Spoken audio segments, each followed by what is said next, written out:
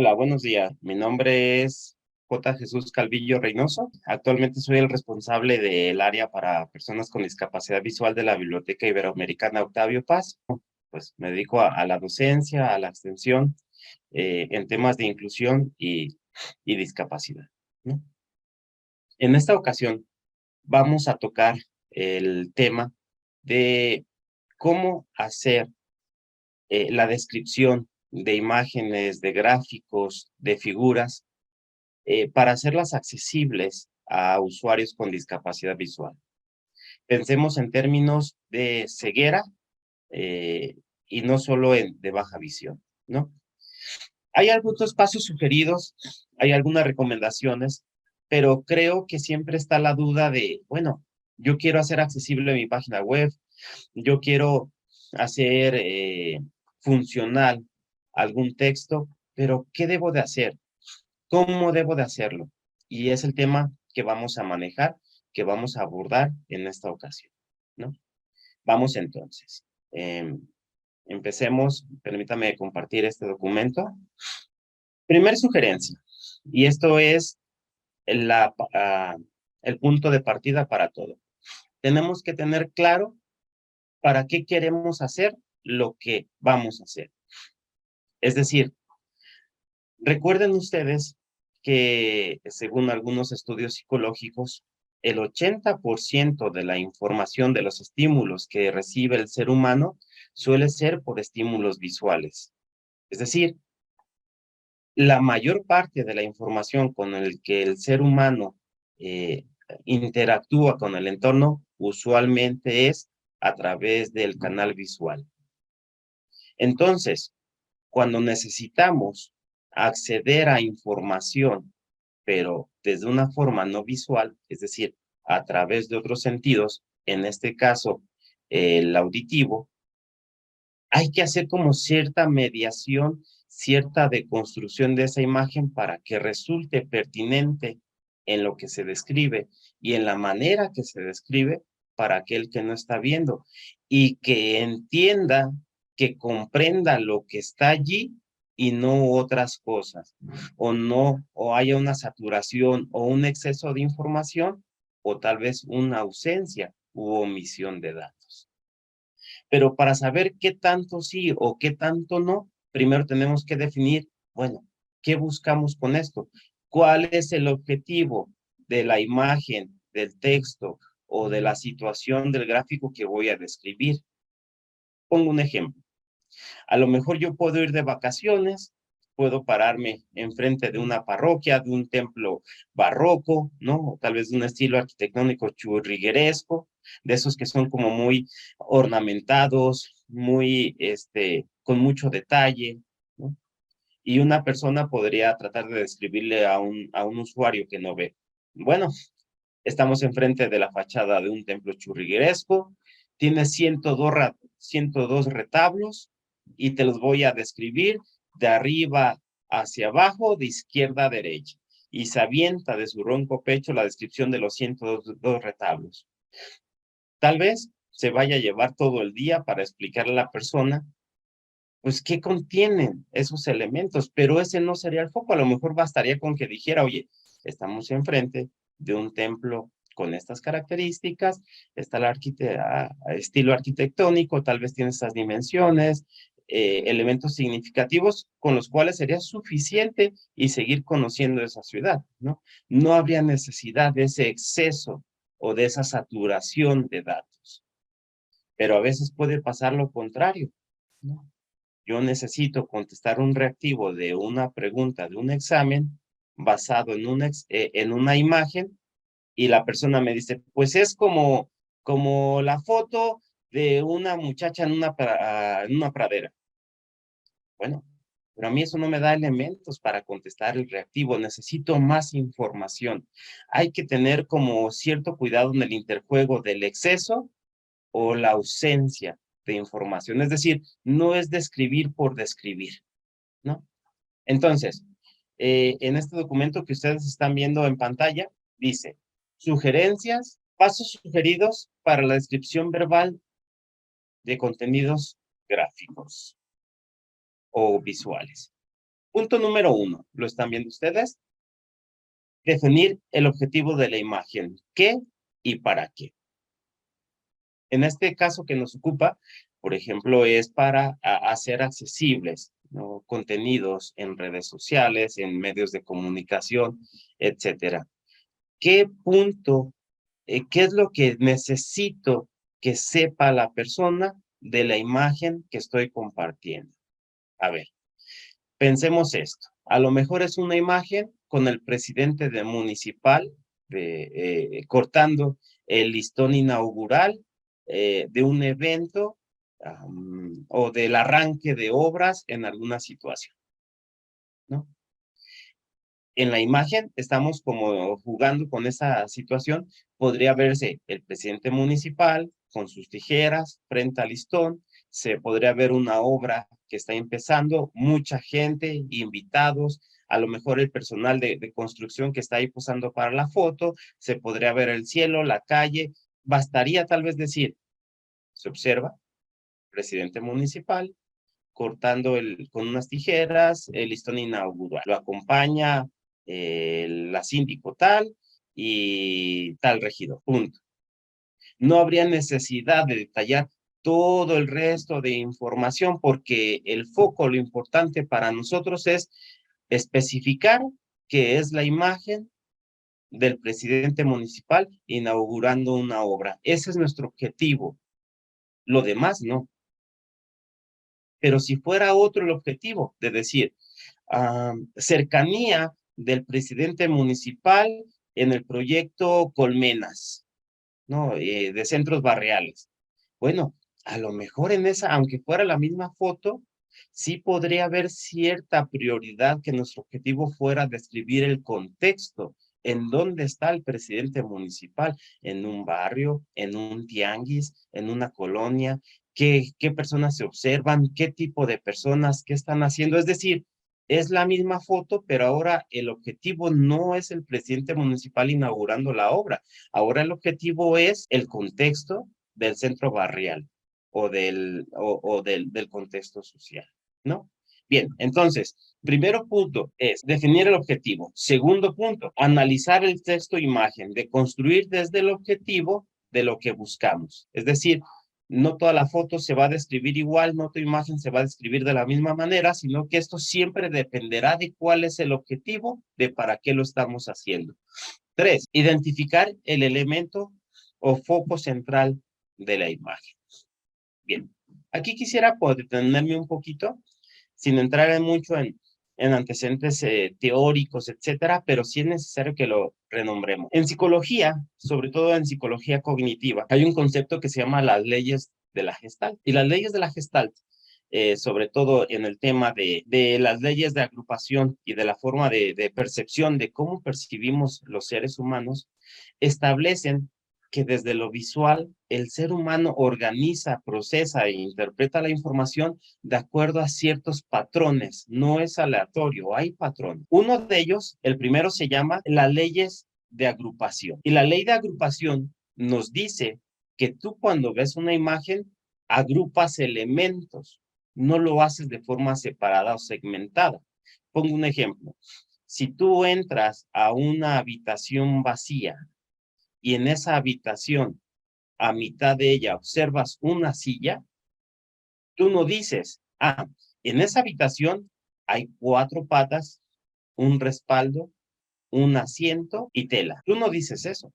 Tú agrupas todos los elementos y dices, hay una silla. Es la ley de la agrupación. Agrupamos elementos para tener un concepto, un percepto. Así funciona de alguna forma también la manera como construimos una imagen visualmente. No describamos elementos, agrupemos elementos para declarar un percepto. Pongo un ejemplo. En la misma foto que decíamos del presidente municipal, más que decir, hay personal de la construcción, hay una calle, hay una persona que es el presidente, hay un listón, ahí está material de obra. Esos son los elementos por separado, como decir 4 patas, un respaldo, un asiento. Hagamos un elemento, un percepto, una agrupación de todos esos elementos y digamos, evento de inauguración del presidente municipal, al arranque de obras, ¿no? Es decir, respetemos las leyes de cómo se accede a la percepción de las imágenes, pero ahora adaptándolas a la cuestión auditiva. Hay otro punto, que es la ley del contraste. La ley del contraste nos dice que para que tú puedas identificar con mayor facilidad una imagen o un objeto, este suele estar en contraste con un fondo. Es como los que toman fotografías, ¿no? Que dicen objeto central, contexto o marco. Y es cuando dicen, no, es que tu foto está desenfocada, ¿no? O está mal enmarcada, o etcétera, etcétera. Entonces, normalmente todas las imágenes, todas las fotografías, todos los gráficos van a tener estos dos planos, el marco referencial o contextual y el objeto o foco central de la imagen. ¿Qué vamos a describir? ¿El foco o el contexto? Dependerá de nuestro objetivo. Siempre dependerá de nuestro objetivo. Si lo importante es el foco central, nos centramos en eso. Si lo importante es el marco que acompaña a ese objeto central, nos centraremos en eso. Como dice la ley de la Gestalt, la ley del contraste, ¿no? Y finalmente, la ley de la concentración, que dice que cuando los elementos se organizan en torno a una serie, a elementos parecidos, alrededor de un punto central, estos tendrán mayor sentido y mayor entendimiento. Es decir, no vamos a leer de forma desordenada, de forma sin sentido, sino más bien agrupando, concentrando elementos o relacionándolos a un punto central para que tenga más sentido, ¿no? Entonces, regresando al documento, cuando vemos sugerencia 3, identificar el elemento o foco central de la imagen, que puede ser la persona, el objeto, el edificio, etcétera. Si se fijan, entre este punto y el 4, el contexto o plano en el que se sitúa la imagen, si se fijan, se cumple la ley de la Gestalt, que es la ley del contraste, ¿no? Entonces, vamos a poner un ejemplo visual de lo que estoy diciendo. Voy a poner la imagen, esta imagen, a ver si me la reconocen. Muy bien. Pues, como ustedes observan aquí, esta imagen, bueno, seguramente los que somos de Guadalajara ubicamos esta construcción representativa de la arquitectura tapatía, pues es el templo, lo conocemos como el templo expiatorio. Tiene un nombre más largo, otros le dicen el templo nuevo, pero bueno, el templo expiatorio. Bien, pensemos que hay una publicación de medios, pensemos que hay que hacer una nota, pensemos que hay que hacer algo con esta imagen. ¿Cuál sería la forma, conforme lo que hemos visto hasta ahorita, para hacer una descripción de esta imagen? Dependerá mucho del objetivo. Pensemos que a lo mejor es un reporte sobre obras representativas de la arquitectura jalisciense. Como ese es mi objetivo, a lo mejor yo podría empezar describiendo esta imagen no por el marco, no por el contexto, es decir, que se ve la plazoleta enfrente, que el cielo está de tal color, que hay ciertos árboles allá a un lado. Eso no importa para el objetivo de la foto. Como el objetivo es los estilos arquitectónicos de Jalisco, podríamos empezar, ¿no? Construcción, se observa una construcción o templo, por ejemplo, con el nombre, ¿no? Templo Expiatorio de Guadalajara, construcción de estilo gótico, imagen de frente. Punto. No hace falta más. Pero si yo quisiera tener una mejor perspectiva, si mi objetivo fuera las características del estilo arquitectónico gótico, Entonces, yo tendría que aportar más elementos, ¿no? Y ya podría decir, se observa el templo expiatorio de Guadalajara. Conforme al estilo arquitectónico, tiene las 3 puertas que debe de tener el estilo arquitectónico, más el rosetón arriba de la puerta central, los retablos característicos del estilo gótico, más aparte el terminado de sus campanarios, etcétera. Porque ahora mi objetivo, más que la construcción, son los detalles arquitectónicos de la construcción. Pensémoslo nuevamente en esta misma imagen, pero que ahora mi objetivo fuera la convivencia social que generan los edificios públicos en Guadalajara. Bueno, ahí deja de ser el foco, el templo, y el foco se vuelve el contexto, lo que está alrededor. A lo mejor ya no es tanta necesidad de decir qué tipo de templo es o qué estilo arquitectónico. Ahora el foco es el contexto que está alrededor. Si hay algún mercado, si hay algún espacio de convivencia, si hay personas pasando, que se ve la plazoleta, que hay, etcétera, ¿no? Bien, seguimos avanzando con los siguientes puntos. Regreso al documento de Word para seguir describiendo los puntos y nos vamos al punto 5. El punto 5 nos dice, en casos necesarios, proporcionar información adicional del foco central. Es decir, dependerá si creemos que hay necesidad de profundizar en los datos, si, sobre todo si es una descripción de detalle, de más elementos, ¿no? Esto se utiliza mucho, sobre todo cuando no son publicaciones para medios, cuando no son fotografías para periódicos, para notas así, sino que depende de ahí, como lo decía en un principio, la respuesta de algún reactivo, el aprendizaje de algún elemento, estudiar algún tema en alguna asignatura, etcétera. Es decir, donde hace falta detalle, donde falta mayor profundidad para tener conocimiento y dominio de esa imagen, ¿no? Voy a poner un ejemplo. Vamos a compartir ahora otra imagen, la imagen, la 3.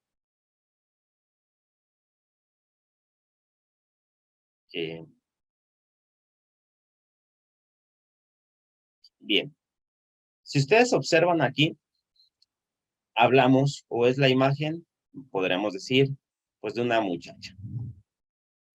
Unos podrían decir, está leyendo un libro, tal vez en una pradera, etcétera. Pero aquí va un reto para ustedes, los que están viendo este material. ¿Cómo harían una primera descripción si el objetivo de esta imagen estuviera inserto en una publicación que se llamara nuevas estrategias de lectura en la juventud jalisciense? Estoy inventando. Ese es el objetivo y pusieron esa imagen para como, pues, complementar esa publicación, esa nota. Nuevas estrategias o estilos de lectura en la juventud jalisciense. Y les ponen esta imagen para adornar la nota, para complementar la nota. No haría falta una descripción profunda de cómo está vestida la muchacha. Tampoco haría falta una descripción profunda del contexto en el que está, porque el objetivo es simplemente representar esa nota. Bastaría con que se dijese imagen con una joven en determinado contexto, que podría ser una pradera, no sé, creo que es como una pradera, ¿no?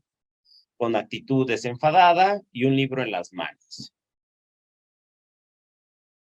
Bien, pasemos ahora al siguiente punto.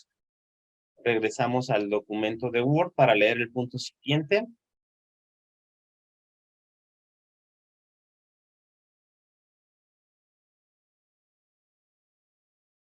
Vamos al 7 y al 8. 7. Cuando así convenga, elaborar interpretaciones globales de una imagen. ¿Qué significa esto? Vamos, por favor, grábense este punto. Cuando así convenga, elaborar interpretaciones globales de una imagen. Cuando así convenga. Bien, vamos a compartir ahora otra imagen, por favor, esta que hemos puesto como 4, Nerva.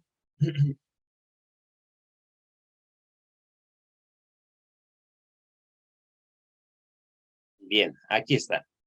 Repito el texto, cuando así convenga, elaborar descripciones globales de la imagen. Recordemos la ley de la Gestalt, de la agrupación y la ley de, pues, centrarnos en la agrupación, ¿no? Si nosotros de esta imagen tuviésemos que reunir todos los elementos, es decir, podríamos empezar por separado, decir, se observa agua como chorros, hay como una figura humana central, es como una escultura, una estatua, tiene una lanza, tiene unas letras que dicen ahí justicia. Bien, esos son los elementos por separado. Si los agrupamos, diríamos los que somos de Guadalajara y otros que no, que ubican el monumento, dirían, es la estatua de la Minerva en Jalisco, Guadalajara. Pero si tuviéramos quisiera una interpretación global de esta imagen, entonces ahora podríamos decir glorieta de la Minerva, ¿no? Eh, etcétera. Es decir, ya no la descripción de los elementos, sino que describimos e interpretamos de forma global que, ok, si es una estatua grande, si es la Minerva, pero más que la Minerva es la glorieta de la Minerva en Guadalajara. Si fuera una nota deportiva, pues donde se reúne los seguidores del Guadalajara cada vez que ganan, por decir algo, ¿no? O sede de marchas y mítines en Guadalajara con causa social, etcétera. ¿Me explico? Es decir, a veces conviene hacer como ciertas interpretaciones que sinteticen todo lo que yo estoy viendo en esa imagen para dársela a entender a la persona que la está viendo o que no la está viendo, más bien para quien se la estamos describiendo. Pero este también tiene un punto de cuidado, un elemento de reflexión y de cuidado, que es tener cuidado con las analogías. A ver, y vamos a manejarlo con mucho cuidado porque es un término que todavía tiene cierto debate. Algunos autores nombran que hay un tipo de ceguera que se le podría denominar como ceguera psicológica, haciendo referencia única y estrictamente a los recuerdos a la memoria visual, es decir, a la conservación de imágenes visuales en la memoria. Una persona que tiene ceguera congénita, que no tiene recuerdos de imágenes en su memoria, se agrupa en esta categoría. Pero ¿qué sucede? Que esta persona no tiene referentes visuales para interactuar, para comprender su entorno. Sus referentes son otros, auditivos, táctiles, kinestésicos, olfativos, etcétera, pero no visuales, no estrictamente visuales desde la perspectiva de recuerdos de imágenes gráficas.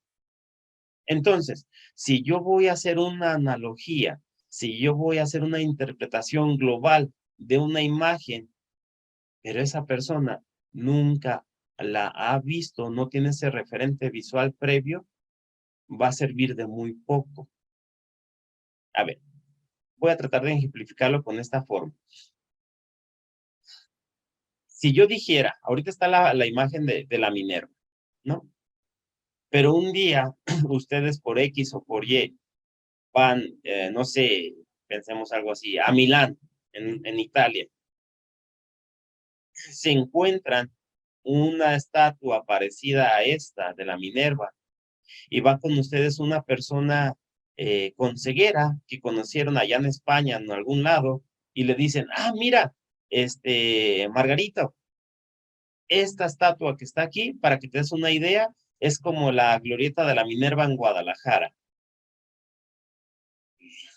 No significa nada, porque no conoce, nunca ha visto esa glorieta. Digo, igual aplica, aunque veas, pero en el caso de la ceguera, tiene un matiz todavía más grande porque no hay referente visual. Lo pongo otro ejemplo. Podemos ahora ya suspender voy a retirar esta imagen para regresar a pantalla principal. También ya suspendo el documento de Word y ya nomás nos quedamos nosotros. Ahora,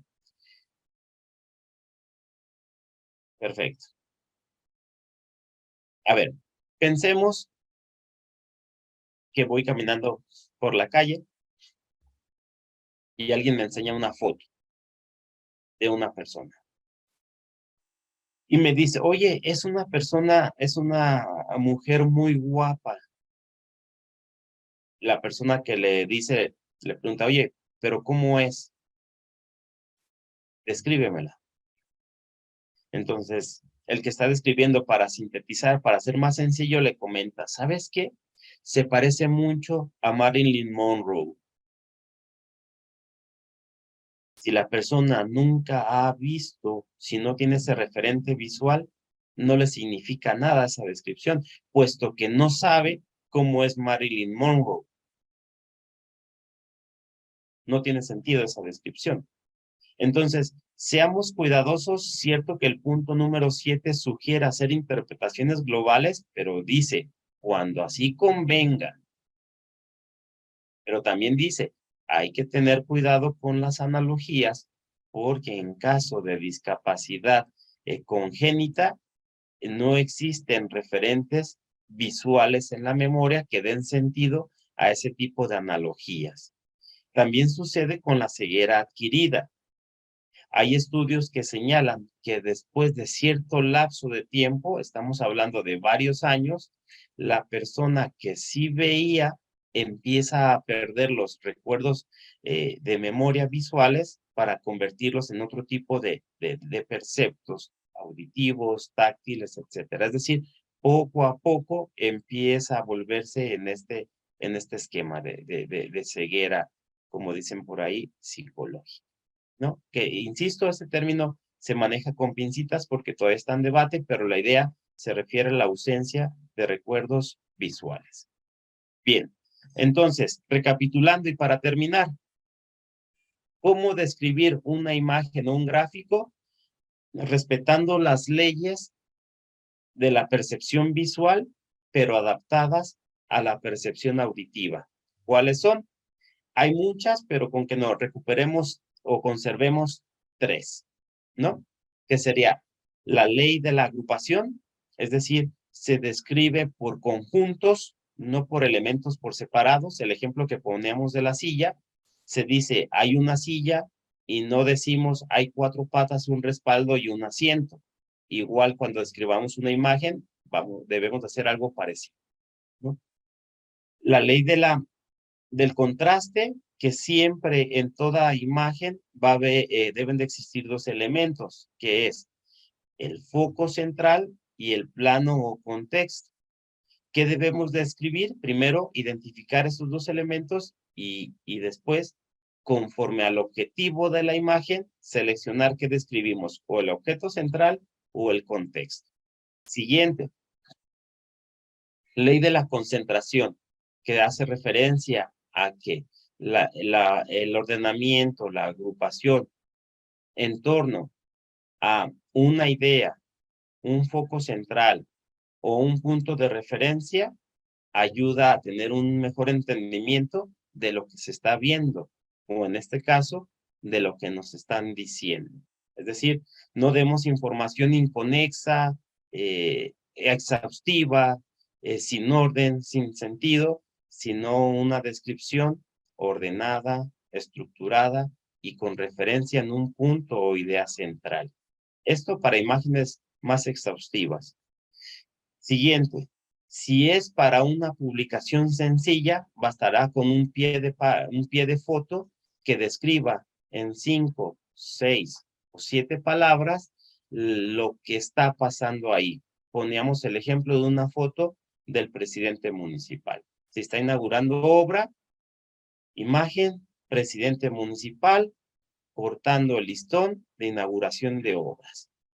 Punto. No hace falta más, porque nuestro objetivo es decir que el presidente está cortando, inaugurando obra, ¿no?